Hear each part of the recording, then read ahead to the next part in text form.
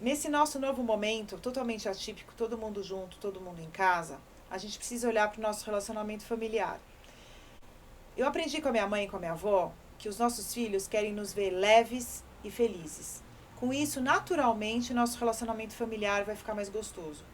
Só que como que a gente vai fazer isso se, por exemplo, um monte de tarefa doméstica está caindo nas nossas costas?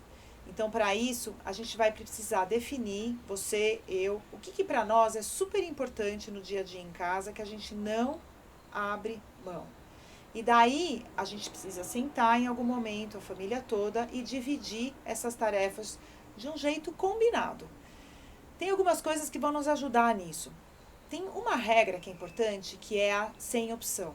Vamos imaginar que tenha que tomar uma vacina. A gente não vai explicar, dar uma aula para o filho por que ele tem que tomar aquela vacina. A gente vai chegar com uma segurança e vai falar, filho, vamos tomar vacina.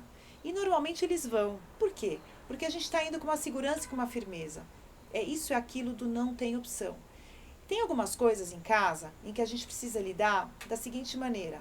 A gente entra às vezes no momento raiva, e daí a gente cai no controle de falar 10 vezes o que a gente quer, e isso não vai ajudar, não vai ter resultado. A gente precisa entrar no movimento limite. E esse movimento limite vem junto com aquilo que eu tinha falado, do não tem opção. Então, por exemplo, se uma mãe está fazendo todas as tarefas domésticas e fica, por exemplo, com Covid, fica com dor nas costas, fica com dor de cabeça, ela vai ficar na cama. Então, aquela família não tem opção. Ela vai precisar se dividir e fazer as coisas. O que eu quero ajudar para a gente pensar é que a gente precisa entrar nesse movimento da família não tem opção sem ter que ficar na cama doente. A gente precisa falar para a nossa família qual é o nosso limite. Então, olha, esse é o meu limite, eu preciso agora dividir as tarefas. Só que essa convicção precisa ser primeiro interna, para daí depois a gente conseguir colocar isso para a nossa família. Tem coisas na vida que, se a gente começa a explicar demais, a gente acaba tendo que se justificar uma coisa que é óbvia. O exemplo que eu dou é da Disney.